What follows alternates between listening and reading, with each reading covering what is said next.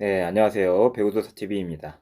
2026년에 올리는 첫 번째 콘텐츠는 요즘의 여자 배구를 뜨겁게 만들고 있는 김연경의 제자이자 원더둑스의 실질적인 주인공, 그리고 현재 정관장의 매진 행렬을 이끌고 있는 몽골의 아시아 쿼터 인쿠씨에 대해서 이야기해 보겠습니다.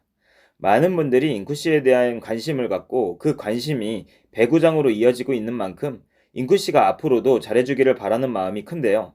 오늘은 그 마음을 담아서 앞으로 인쿠씨에 대한 전망을 해보고 배구 선수로서 성공을 하기 위해 강점과 약점은 어떻게 살리고 보완해야 할지에 대해서 이야기를 해보겠습니다. 배구도사 라이브를 통해 인사를 드렸지만 라이브를 함께하지 못한 시청자분들과 구독자분들 모두 새해 복 많이 받으시고 2026년은 여러분들 모두 행복하고 풍요로운 한 해 보내시기를 기원하겠습니다. 더불어 배구도사TV도 더욱더 여자 배구의 발전을 위해서 객관적이고 전문적인 내용과 라이브로 여러분들과 함께하도록 하겠습니다. 구독자 3만 명이 얼마 남지 않았는데 시청해주시는 분들이 구독과 좋아요 그리고 댓글 하이퍼를 눌러주시면 얼마 안 있어서 도달할 듯 하니까 한 번씩 도와주시면 감사하겠습니다. 구독자 3만 명이 되면 제가 입고 있는 이 다이빙 스팟 의류를 증정하는 선물 이벤트를 진행하도록 하겠습니다. 그럼 본격적으로 인쿠씨에 대한 이야기를 시작해 보겠습니다. 인쿠씨에 대한 배경을 간단하게 설명하고 V리그에 데뷔한 인쿠씨에 대해서 이야기를 해보려고 합니다. 인쿠씨는 2020년 시작된 몽골 배구 유학 프로그램을 계기로 우리나라 목포 여상에 입학해서 한국에서 배구 인생을 시작한 몽골 선수입니다.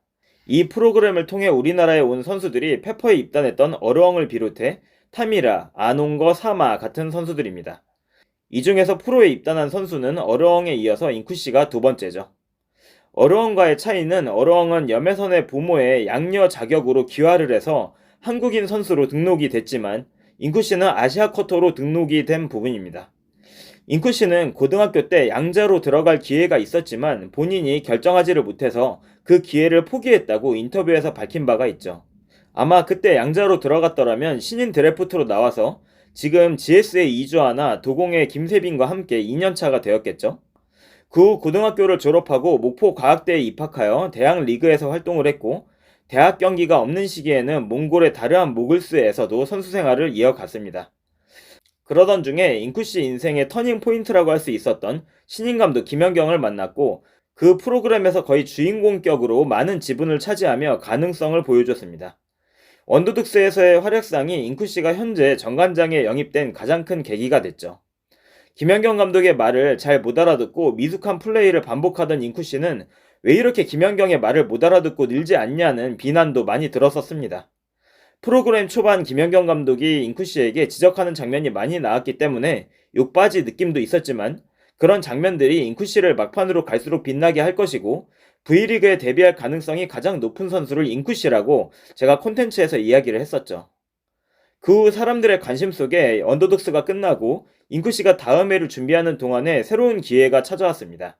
12월 8일의 정관장은 기존 아시아 쿼터였던 태국 출신 위파이가 부상에서 회복하지 못했기 때문에 계약 해지를 했고 그 자리를 인쿠씨로 대체하기로 했다고 발표했습니다. 이로써 V리그 선수로 꿈이 이루어지는 순간이었죠.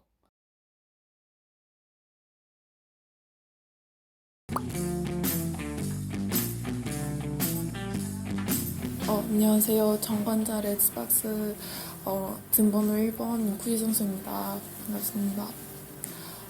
일단 이제 정관장 팀에 들어가게 돼서 너무 기쁘고요. 이제 제가 원래 꿈이었던 이제 커버 리그 이제 무대에서 이렇게 경기 이제 뛸 수 있는 기회에 와서 너무 기뻤고, 네, 좋습니다. 처음에는 조금 다르게 느꼈던 것들도 있어요. 이제 저는 이제 고등학교, 대학교에 운동 많이 하다 왔는데 그거보다 이제 훨씬 더 운동 양도 이제 좀 많고 디테일한 것들도 많고 네, 역시 좀 프로팀 다른 것 같습니다. 네, 저 이제 정관장 팀에 이제 입단 처음 들어오게 돼서 그날에 바로 김연경 감독님에게 연락이 왔는데 입단 축하한다고 이제 시작이라고 계속 이제 앞으로 열심히 했으면 좋겠다는 연락이 왔었어요. 뭐라고 답장하셨나요? 저는 네 이제 감사합니다. 이제 감독님 덕분에 여기까지 왔다고 생각해요. 이렇게 하고 이제 앞으로 계속 열심히 해서 좋은 이제 발전하는 모습을 부탁드려야겠다고 말씀했어요.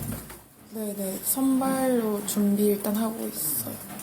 화이팅, 저희 팀 이제 화이팅이랑 분위기 올리는 그런 화이팅 많이 해주고 부담 갖지 말고 모든 선수들한테 그냥 최선을 다하라고 말씀했어요.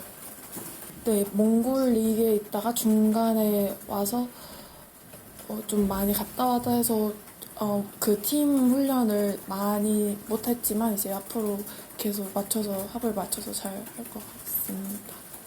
신기하고 좀 떨리는 그런 느낌일 것 같은데 이제 경기 집중해서 그런 건 많이 신경 안 쓰려고 할 생각이에요. 이제 배구 쪽에서도 이제 또 운동선수 그런 생활 쪽에서도 많이 저기 있을 때 이제 감독님하고 언니들한테 되게 많은 걸 배웠다고 이제 전이랑 후랑 이렇게 비교하면 많이 발전했다고 생각해요. 어떤 걸? 그럼 어떤 게 발전 본인이 좀 예를 몇 개만 좀 들어주시면. 일단 이제 감독님의 이게 좀 마인드세트라고 이제 자신감 같은 것도 많이 올리고 약간 이제 그런 프로에 있었던 이제 오래 있었던 이제 실력도 좋은 선수들 언니들하고 되게 그냥 좀 경험 많이 있었다고 생각해요. 네. 일단 이렇게 많이 인원해주신 분들도 많이 생긴 것 같고요. 그래서 이제 저를 인원해주고 앞으로 좋은 말씀 많이 해줘서 너무 감사하고 저도 이제 앞으로 좋은 이제 연습하고 노력하고 계속 발전하는 모습을 보여주고 싶어서 앞으로도 많은 이제 인원과 사랑해줬으면 좋겠습니다. 그 첫 이렇게 기회를 이렇게 열렸을 때 여기서 이제 좋은 모습을 보여주고 약간 좋은 자리를 좀 잡았으면 좋겠어요. 약간 인정받고 약간 그런 목표는 올해 그런 목표인 것 같아요. 이제 팀 선택도 중요하고 정관찬 팀이 좋은 선택일 수 있게. 네, 그렇게 생각은 하는데 그래도 이제 그 시작이라고 감독님 말씀 되게 좀 깊게 와서 이제 시작이라고 생각해서 더 앞으로 열심히 할. 그 후 인쿠 씨는 12월 19일 GS 칼텍스전에서 출전해서 데뷔전을 치렀습니다. 인쿠 씨는 정관장에 입단한 후에 지금까지 총 5경기를 뛰었는데요. 각 경기별 기록을 짚어보도록 하겠습니다. 12월 19일 첫 출전했던 GS 칼텍스전은 11점, 공격 성공률 33%를 기록했고 리시브 성공률은 21%, 범실 7개로 다소 아쉬운 모습을 보여줬습니다. 다음 경기였던 현대건설과의 경기에서는 3점, 공격 성공률 17%, 리시브 성공률 9%, 범실 2개로 최악의 경기력이라는 비판을 들으면서 아시아 쿼터로서 부적합하다는 의견이 지배적으로 나왔습니다. 세 번째 출전이었던 기업은행전에서는 8점, 공격 성공률 46%로 공격에서는 준수한 모습을 보였지만 리시브 성공률 28%로 수비의 약점을 극복하지는 못하며 데뷔 후 3경기 연속 패하는 쓴맛을 봤습니다. 1월 1일 네 번째 경기였던 도공전에서 13점에 48%의 공격 성공률로 폭발적인 모습을 보이며 팀의 연패를 끊어냈습니다. 그리고 가장 최근이었던 흥국생명전에서 16점 48%의 공격 성공률에 26%의 리시브 성공률을 기록하며 점점 발전하는 모습을 보여줬습니다. 비록 팀은 인쿠씨와 함께한 후에 1승 4패를 기록 중이지만 정관장의 원래 순위 자체가 꼴찌였기 때문에 그것을 인쿠씨 탓이라고 할 수는 없죠.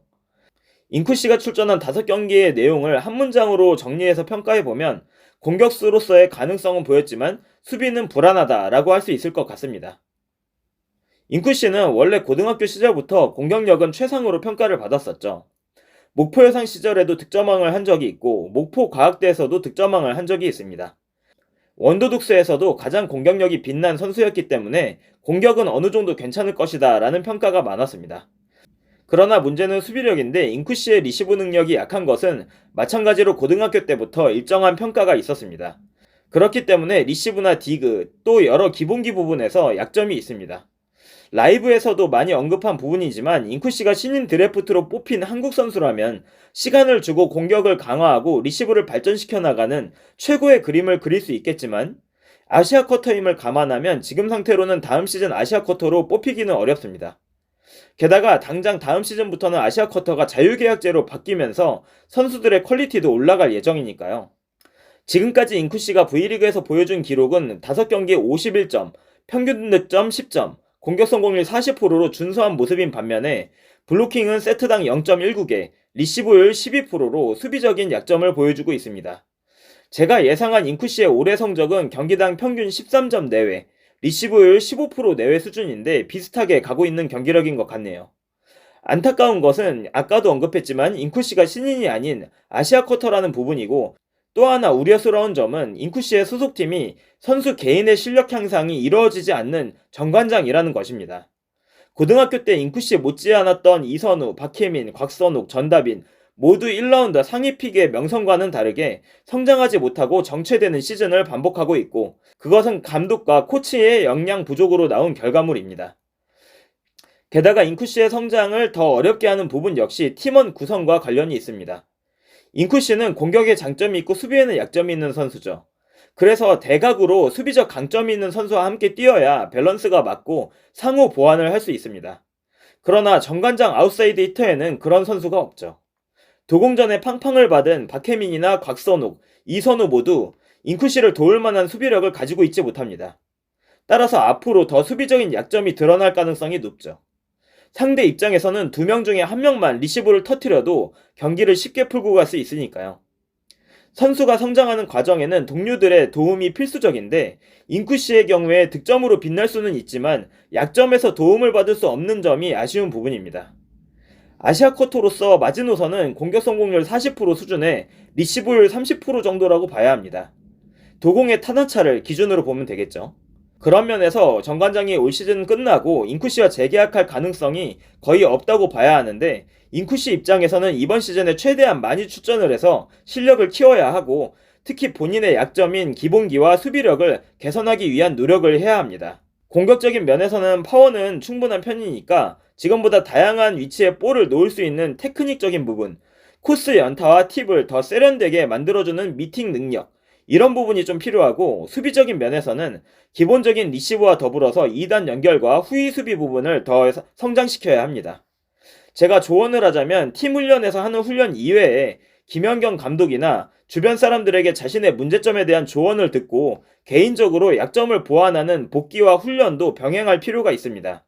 앞서 언급한 것처럼 팀 훈련이 적합하지 못하면 선수 성장을 저해하는 원인이 되니까요. 정관장에서의 선수 생활이 끝이 아니라는 점을 명심했으면 좋겠습니다. 앞으로 잉쿠씨는 어떤 길을 가게 될까요? 부디 올 시즌이 잉쿠씨에게 좋은 경험과 자양분이 되어서 앞으로 더 큰 배구 선수가 되기를 기원하며 오늘의 콘텐츠를 마치겠습니다. 시청해주셔서 감사합니다. 저는 내일 배구도서 라이브로 돌아오도록 할게요.